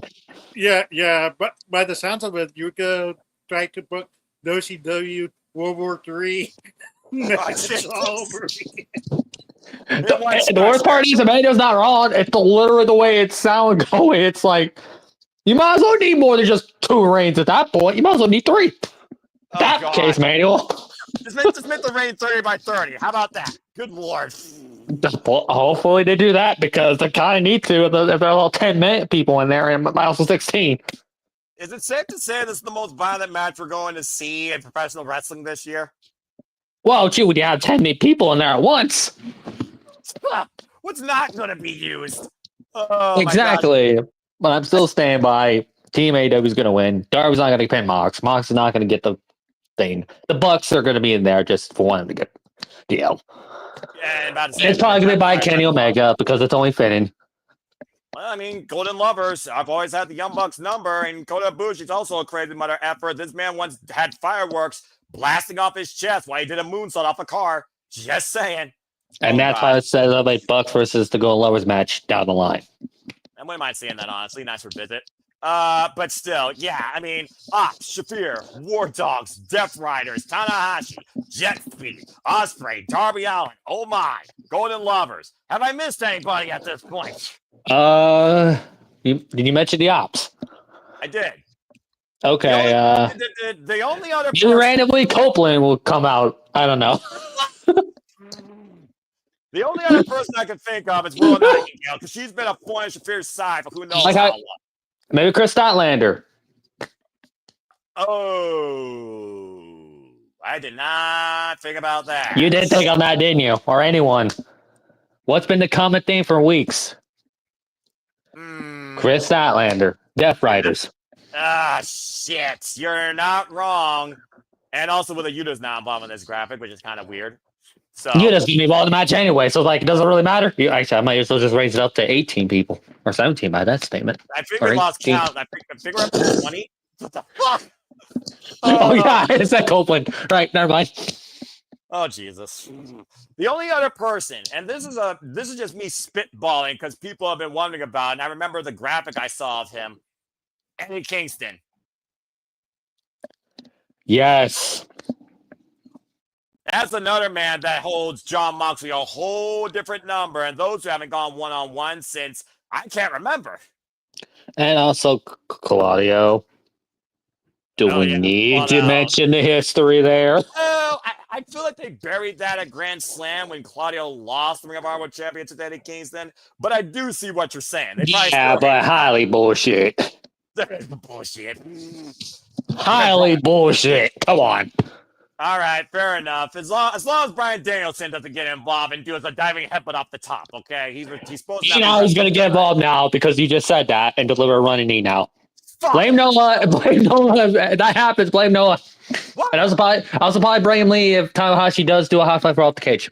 Just go ahead, blame me too. It's gonna be a hell of a 7 hours tomorrow because you know how AEW is with their pay-per-views. I'm judging. You sure 7 hours? I might say 8 hours. Okay, look. Depends on how long. Depends on how long what the hell this format is for this cage match. You're not wrong. I will say this again, folks. The pay-per-view starts at 1 p.m. Eastern Standard Time. If it goes the usual 3 hours, 58 minutes, 30 seconds, it's supposed to on the main card. We're supposed to round to 4 hours. It should end 5 p.m. Eastern Standard Time. So I'm going to hold out for that, but I'm not going to hold my breath considering it's a lights out steel cage match. You don't know how this is going to work. Nope. Even my dog has gone crazy. Agreed. It doesn't know how this works. Look at Emmanuel praying right now that I'm right. I think all of us are agreeing with Manuel here, please. But we highly doubt it. I'm the only one with a steel bladder and the craziness to sit for the entire time and call this shit, even if it's 6 hours or 7 hours. I did all in like that. You all You all know it's AEW. They don't play around here. I said that again. I don't want to sit through another paper that was longer like WrestleMania 32 ever again. Well, thankfully, despite how long AEW has been, they never was as long as that crazy shit where people fell asleep. I know. Don't worry, I did already. More than once. When AEW goes that long, then we can question it, okay? That's all I got to say. That's what I'll start having. Is TK, are you on drugs or something? I'm crazy. I'm out of control. Anyway, he might be out of control, but at least he's back in control and seems like it's helping AEW's direction with storylines and the freaking product context. Nonetheless, Team AEW for the win. Men and women not included on the graphic in victory. Okay, and Will Ospreay, this is a hell of a way to go out if we don't see you for a long time, bruh. But please don't die. All right. And he's going to do probably a smash fly on somebody on top of the cage now because you just said that. He did it with Kyle Fletcher at Revolution, so honestly, that wouldn't surprise me. But also, considering his neck, as long as he lands on his feet, I'm okay with that. Or flat. He's going to do a sky twister now. Oh, God. Probably Revolution says that. Okay, well, bottom line, AEW is not responsible for anything that happens in this match, and I will simply end it like this. May all 10 men and anyone else involved get out without any harm done to them when the lights go out. Okay. See what you did there. With that being said, that's everything for AEW Forbidden Door. So what do you guys think? Who else shows up? Who else goes for the Forbidden Door? Does someone else become all elite? Do we get another return? Do we get another WTF moment? Does any titles truly change hands? Is something forever longer than something timeless? Does MJF actually execute his plan? Does it become personal versus business? And what else awaits us on the Forbidden Door this coming weekend? We'd love to know your thoughts, your comments, your predictions, your craziest ideas, shenanigans, outlooks, and high-def moves by people that shouldn't do them in the comment section down below. And thank you all for tuning in. Just some quick comments real quick. Main event good. Eddie Kingston makes a huge return or replaces Ospreay as a substitute. That's an interesting thought. Eddie Kingston or Jack Perry return. Fuck Monet. Damn, someone was hard on her. And others saying, nah, it should be a good show. But thank you all for tuning in. Again, it's going to be a long-ass Sunday for everybody here. We'll be starting coverage, I think, 1 p.m. at the actual show, if not 12:30 p.m., because that's when I come home from church. And again, Lord help everybody involved in that match. But you might see somebody cover this out just for fun, because you know there's going to be a couple of fun matches. Maybe we'll get Grado. That'd be fun, right? Grado. We'll see what happens, all right? But, of course, Collision's on tonight, so I'm, of course, going to watch that, because I have the Dawn. Yes! Versus Megan Bain and Tomoji versus Kanosuke Takeshita. So we'll see what happens. So stay tuned, folks. Let's go ahead and get out of here now and enjoy the rest of our Saturday until the shenanigans later tonight. Again, thank you all for tuning in. Appreciate you all always. Walter, buckle up for tomorrow, bruv. Have plenty of hydration. You and I are going nonstop, starting 1 p.m. Standard Time, and it's going to be a long one, bruv, but I'm looking forward to it. Let's go ahead and tell the people can find you. You can find me on YouTube at Rage of Wrestling. Instagram, Walter.Cruz.940, on the X at Walter Alex Cruz. And special shout out to JJ, who celebrated her birthday yesterday. So tune in tonight to Saturday Night Shenanigans, where we celebrate. Simply Reliable Studios celebrates his birthday. Yeah, well said. And again, subscribe. In every language you can say the word. Subscribe, subscribe, subscribe, subscribe, subscribe. Well, thank you, Walter. Emmanuel, I'm glad you were able to join us for this fun conversation. Of course, you are also part of the All Elite League, and you're doing pretty well, so keep at it. Good luck to everybody involved in and out of the galaxy, and, of course, the team. But happy birthday again to Arlene, as I know you're going to get ready for festivities with her, so please cumpleaños, Arlene. Go ahead so the people can further engage with you. Yes, you can follow me in Emmanuel Dominguez on Facebook. EDM7224 at Instagram. And remember, people, even though if I see WWE, you can still support AEW. Even though I don't see the product as much, but I still want AEW to succeed. That way, WWE and AEW have better products, better storylines, so we could both enjoy as wrestling fans. So as long as AEW does this consistently and tone down with the violence, I'll probably be more AEW friendly and watch AEW more. But unfortunately, there's some matches that are for the sickles, so it's not for me. But that's okay. It's not for everybody. But I like some of the matches that they have, and it's entertaining. So please don't be a like one-sided. Be open-minded, and hopefully, the pay-per-view is gonna kick ass and enjoy the show. And turn off and change the channel. Turn off the TV if you don't like those violent shit. Like there's better things to do in your free time. To some, there is everything. To everybody, there is something in professional wrestling. Period. Thank you, Emmanuel. Simply put. Charles, again, man, you seem to really be having fun with this thing. I hope to continue having you on this forum going forward. Go ahead and tell what people can find you. We're going to have to figure out how to grab it for you, too. Definitely, man. You're definitely a welcome part of the family. I'd love for hearing that. You can find me at Truth of course, on Twitter. And I will say, the video will be something. Enjoy. Something! There it is. We had to get in there. We had to get in there eventually. I feel like the running gag at least one time, whether it's used on me or someone else actually uses it, and I use it on them. So I respect that. Thank you. And a thank you to those in the chat, by the way. Papagino, appreciate you, brother. Of course, I'll see you for postmortems and the review. We'll talk more about scheduling later. So have fun with Rocket League and stay healthy. Wesley, Nestor, Daniel, happy birthday. Matt, thank you. And again, happy birthday to Mr. JJ Williams. He will be part of Shenanigans, but once again, I'll be hosting the Monkeys. So stay tuned for me at 11 p.m. Standard Time tonight when I lead into the Shenanigans, the weekly moderated conversation of wrestling madness on a weekend basis. Who knows who's going to show up and piss me off? Stay tuned. And again, always appreciate you all, as always. As I said earlier, me and Walter Cruz will be covering both Forbidden Door and NXT Heatwave back-to-back come tomorrow. Emmanuel, you got something to say real quick? Yes, don't forget, for $25 today, Noah will sing happy birthday to my sister, Arlene, and happy birthday to JJ. It's a super reminder to us later on tonight. So even if it's $5 per person, that's how it's up for $25. So don't forget.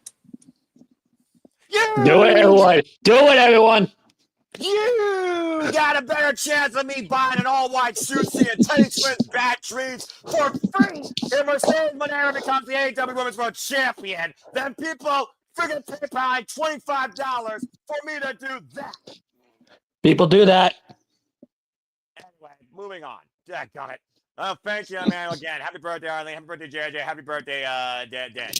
All right, and again, folks, thank you all for tuning in. Get your prediction if you haven't already. Of course, the phone will be in the comment section down below. Of course, already on my social medias and on YouTube. It's even on No DQ's official YouTube channel for their prediction stream as well. Support Bossman Aaron Riff. Say yeah to No DQ.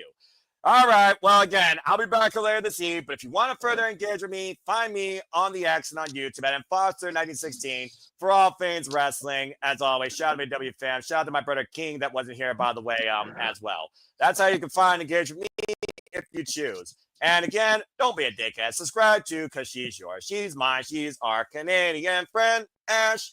Subscribe today to Bag for Wrestling. Become part of Barry's Army at Shadow Pat Dash on the X or Bag for Wrestling right here on YouTube for those that are watching the feed on that channel. So if you haven't done anything else since we've been going, subscribe, subscribe, subscribe, and subscribe. And then share and subscribe after that and repeat the cycle.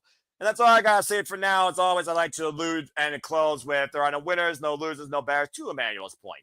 Just fans will appearance with this past we all share. At the end of the day, folks, support one another, respect each other, protect your mentality too, treasure your families, and just enjoy life and enjoy professional wrestling. It is truly as simple as that. I want to give a shout again to Papa Gino that was in the chat earlier as we continue forging through, getting them goals in Rocket League and so much more.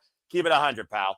And again, thank you all for tuning in. Please subscribe, comment, tell a friend, hit the bell as video goes live on any of the channels here under the Super Reliable Studios banner. And hit the subscribe button, as I alluded to. I assure you, content, creativity, passion, wrestling coverage is not going to let up anytime soon, including with GCW Homecoming on Saturday, September 20th. And as far as predicting, I will always continue to be simply predicting. Here you see the next shows for each company respectfully. We got Clash of Paris, The Performance Honor, AEW All Out, and TNA Victory Road. I'm sure NXT will announce something else in between, but I look at the next show for each company individually. And me and Walter will be getting back soon, not only leveling up the gaming, but also more Japanese wrestling coverage, I do assure you. Think, by the way, to those that tune into our coverage of the G1 Climax Final. But for now, that's all I got to say. It's been a fun 2 hours of conversation delight and all the madness you can unleash for absolutely no risk and liability whatsoever inside a steel cage. But I think we'll get now and bid you all a fine adieu so you can enjoy your Saturday. In the meantime, prepare for collision, eat, rest, play, and then stay tuned for the shenanigans. So let's go ahead and get out here in typical British game show fashion. For the Rage of Wrestling, Walter Cruz, subscribe. PayPal, subscribe. Walter, say goodbye. Yeah, that was the greatest goodbye ever. He did it. Goodbye. Adios. Sayonara. I'm about to say, I thought he was trying to do like an anime thing where he taught in delay and then he was going to do the subtitles on the screen. That would have been hilarious. For the newest members, I said, the welcome friend of the Super Studios family for Cindy Predicting, Charles Schultz. Charles, say goodbye. Goodbye. And my voice didn't go to hell for a second there. I'm about to say goodbye. What the hell? All right. Okay. And again, for one half of the Mingus, the brother of the birthday girl, Arlene, Emmanuel, please say goodbye. Goodbye and happy birthday to my dirty sister, Arlene, who she's cheering right now. She's probably going to beat me up after it ends. So I better say goodbye. Nice knowing you. Goodbye, Manuel. At least you're the only one involved in the All Elite League, so he can't get you out of that. And again, for me, it's also goodbye and also happy birthday, JJ and Daniel and Arlene. And that's all I got to say for now. So until later tonight, 11 p.m. Eastern Standard Time, Lord help my blood pressure with the fucking monkeys I deal with. Take a pause in Pat's in life and have a good day. Or if you're on the other side of the world, have a good night. Cheers to you. Thank you for tuning in to another edition of City Predicting as we look towards the Forbidden Door. Have a good one, folks. See you later for the shenanigans. Take care. Oh, good night, Lord. everybody. Fucking hell, you're trying Leave to JCU. No, you're trying to kill Ospreay, Tanahashi, and Darby Allin before they even get. Well, Ospreay's a married man. Tanahashi, I don't know if he's married, and freaking Darby Allin, who knows what that guy wants to do? He wants to go to space for Pete's sake. Why don't we just crouch down? Tanahashi's probably married to the game. I mean, yeah, the rest but you of know, the industry. Live by the sword, die by the sword. Live for the game, die for the game. I don't know if that's wise wisdom, Walter. I'm just saying. All right, I'm hitting the button. Take care, everybody.